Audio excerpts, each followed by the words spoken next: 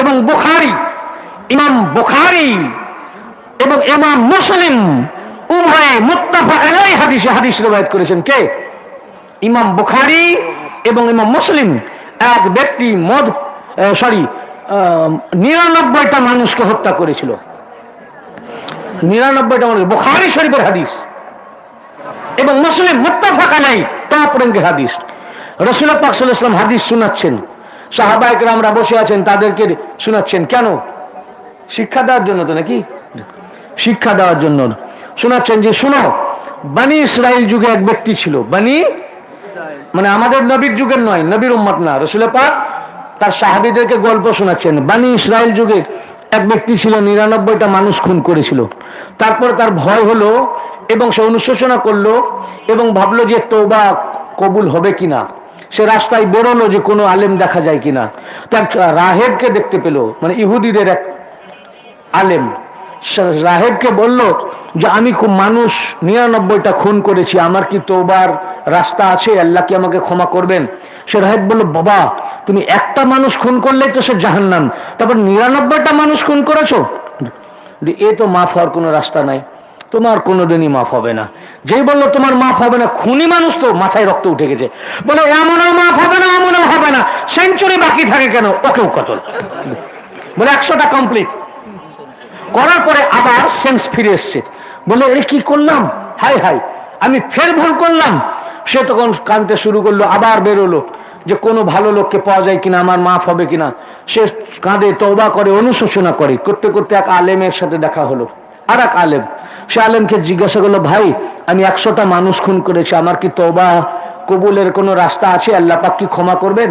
তো বলেন, দেখো তুমি যে কাজ করেছো কাজটা তো ভালো নয়, খুব গর্হিত কাজ। একটা মানুষ খুন করলেই সে জাহান্নাম, তারপরে তুমি 100টা মানুষ খুন করেছো, এ তো অবধারিত জাহান্নামে যাওয়ারই কথা। তবে পৃথিবীতে এমন কোনো গুনাহ নাই যে এত বড় গুনাহ নাই যে গুনার পরিমাণ আল্লাহর দয়ার চেয়ে বেশি হবে। আল্লাহর দয়া এত বেশি, আদম থেকে শুরু করে কিয়ামত পর্যন্ত যত গুনাহ তাকে যদি এক পাল্লায় দেওয়া যায়, আল্লাহর দয়ার পাল্লা বেশি হবে। তো আল্লাহ দয়া করলে মাফ করতে পারেন একটা কারণে, তুমি একটা কাজ করতে পারো, বলে অমুক বস্তিতে চলে যাও। সেই বস্তিটার নাম বুখারী শরীফে এসেছে কারিহাতুস সালিহা। কারিহাতুস সালিহা মানে সালেহিনদের বস্তি, আউলিয়ায়ে কেরামদের বস্তি। ওই বস্তিতে আউলিয়ায়ে কেরামরা বসবাস করেন, এ বুখারী শরীফের লফজ। তুমি ওইখানে যাও এবং ওলি আল্লাহদের সাথে থাকো, ওখানে ইবাদতে ওনাদের সাথে মশগুল হও। এই দেশ খুব খারাপ, এই দেশে আর এসো না। ওই ওলি আল্লাহদের সোহবতে থাকলে আল্লাহ পাক ওলি আল্লাহদের খাতিরে ওনাদের ওসিলায় তোমাকে মাফ করতে পারেন। একটি রাস্তা আছে। তখন তার আশার সঞ্চার হলো, সে তওবা করে ওলি আল্লাহর বাড়ির দিকে, ওই বস্তির দিকে যেতে লাগলো। আল্লাহ পাকের কি খেলা, মালাকুল মউত এসে গেল, রাস্তাতেই জান কবজ হয়ে গেল, আর ওলি আল্লাহর বস্তি যাওয়া হলো না। বুঝলেন না? বস্তি আর যাওয়া হলো না, ইন্তেকাল হয়ে গেল। ইন্তেকাল যখন হলো, তো এটা খুব খারাপ লোক, 100টা মানুষ খুন করেছে। আযাবের ফেরেশতা চলে আসলো রূহটা নিয়ে যাওয়ার জন্য। এমন সময় আল্লাহ পাক রহমতের ফেরেশতাও পাঠিয়ে দিয়েছেন। রহমতের ফেরেশতা বলে আমি নিয়ে যাব, আযাবের ফেরেশতা বলে আমি। ঝগড়া লেগে গেল। তো বলে কারণ? তো আযাবের ফেরেশতা বলল, কারণ এই 100টা মানুষ খুন করেছে, এরপর আর কি কারণ জানতে চান আপনি? এটাই তো যথেষ্ট কারণ জাহান্নামে যাওয়ার জন্য। আর রহমতের ফেরেশতা বললেন, বুঝলাম যে সে এত বড় গর্হিত কাজ করেছে, মানুষ খুন করেছে, খারাপ কাজ করেছে, কিন্তু তার একটা কাজ শেষ ভালো, যা সব ভালো তার, খাতেমা বিল খায়ের, এর কিন্তু খাতেমা খায়েরের সাথে হয়েছে।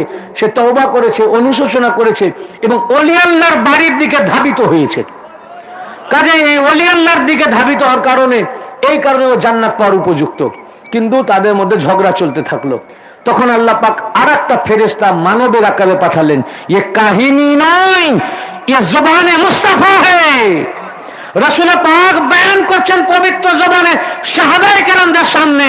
আরে হাদিস তাখরিজ করেছেন ইমাম বুখারী ও ইমাম মুসলিম। ইমাম বুখারী ও মুসলিম। আপনি যদি বলেন না এই হাদিস বলা যাবে না, তো বুখারীকে বলুন কেন কোট করলেন, ইমাম মুসলিমকে বলুন কেন হাদিস তাখরিজ করেছেন, আল্লাহর রাসূল কেন সাহাবীদেরকে সামনে রেখে ইজতেমা করে বলেছেন। শিক্ষা দেওয়ার জন্য না। দেখো ওলি আল্লাহ থেকে কি ফায়েজ তোমরা পেতে পারো, আল্লাহ রাসূল শিক্ষা দিচ্ছেন। আল্লাহ পাক তৃতীয় এক ফেরেশতাকে মানবের আকারে পাঠালেন ফয়সালার জন্য। সেই ফেরেশতা এসে বললেন যে আপনাদের আমি ফয়সালা করে দিচ্ছি। বলে কিভাবে? রহমতের ফেরেশতাকে বললেন যেখানে মারা গেছে এখান থেকে ওলি আল্লাহদের বাড়ির দূরত্ব মাপেন, মানে আল্লাহ পাকের নিয়মের বাইরে করবেন না। আল্লাহ পাক বলে দিলেই পারেন যে এটা আমার রাইট, এটা আমার অর্ডার, কিন্তু আল্লাহ পাক ওইভাবে বলবেন না, বলবেন একটা সিস্টেমের মাধ্যমে। বললেন যে এই রাস্তাটা মাপো, কোথায়? ওই যেখানে ইন্তেকাল করেছে ওখান থেকে ওলি আল্লাহর বস্তি। আর আযাবের ফেরেশতাকে বললেন যে পয়েন্টে বিন্দুতে মারা গেছে যে জায়গায় ওখান থেকে বাড়ির দূরত্ব। বললেন যে দূরত্বটা কম হবে, যেদিকে বেশি এসে গেছে সে সেই দিকের হবে। যদি বাড়ির দিকের দূরত্ব কম হয় মানে ওই দিকে কম আছে তাহলে ও ওই দিকের হবে, আর ওলি আল্লাহর দিকের যদি বেশি রাজি গেছে তাহলে সে আল্লাহওয়ালার দিকের হবে। দূরত্ব মাপতে গিয়ে বুখারী মুসলিম শরীফে একটা লফজ এসেছে যে তার এমন ভাবে মারা গেছে যে মিডিল পয়েন্ট থেকে একটু ঝুঁকে গেছে ওলি আল্লাহর দিকে। মিডিল পয়েন্ট যেটা আল্লাহর ওলি এবং তার আল্লাহর ওলির বস্তি আর ওর বাড়ি, যে মিডল পয়েন্ট সেখান থেকে একটু ওলি আল্লাহর দিকে ঝুঁকে গেছে। যেহেতু একটু ঝুঁকে গেছে আল্লাহ পাক বললেন যেহেতু ওলি আল্লাহর দিকে বেশি ঝুঁকে গেছে এই ওলি আল্লাহর ওসিলায় সব গুনাহকে আমি আল্লাহ মাফ করে দিয়েছি। বলে ও জান্নাতে, ওকে জান্নাতে নিয়ে যাও। দেখুন সে ওলি আল্লাহর দরবারে পৌঁছতেও পারেনি। ওলি আল্লাহর দরবারে যাব এ হাদিস হাদিসে সহিহ এবং মুত্তাফাক আলাইহি হাদিস, মুত্তাফাক আলাইহি। শুধু ওলি আল্লাহর তওবা করে খালাস দিলে, অনুশোচনা করে তওবা করে ওলি আল্লাহর বাড়ির দিকে ধাবিত হয়েছে, কিন্তু পৌঁছতেও পারেনি। শুধু ওলি আল্লাহর বাড়ির দিকে ওই নিয়তে তওবা করে আর খুন করব না, তওবা করে আল্লাহর কাছে কান্নাকাটি করে মাফ চেয়ে ওলি আল্লাহর বাড়ির দিকে ধাবিত হওয়ার কারণে ওলি আল্লাহর খাতিরে আল্লাহ গুনাহ মাফ করে দিলেন। বলুন বনি ইসরাইল যুগের উম্মত শ্রেষ্ঠ না উম্মতে মুহাম্মাদি শ্রেষ্ঠ? কে? উম্মতে মুহাম্মাদি। তো বনি ইসরাইল উম্মতে মুহাম্মাদি যখন শ্রেষ্ঠ, তো বনি ইসরাইলের উম্মতের ভিতরে যত ওলি তারা শ্রেষ্ঠ না উম্মতে মুহাম্মাদির ওলি শ্রেষ্ঠ? উম্মতে মুহাম্মাদির ওলি। উম্মতে মুহাম্মাদির যত ওলি আছেন তাদের ভিতরে যারা আহলে বায়াতের মধ্যে ওলি তারা আরো শ্রেষ্ঠ।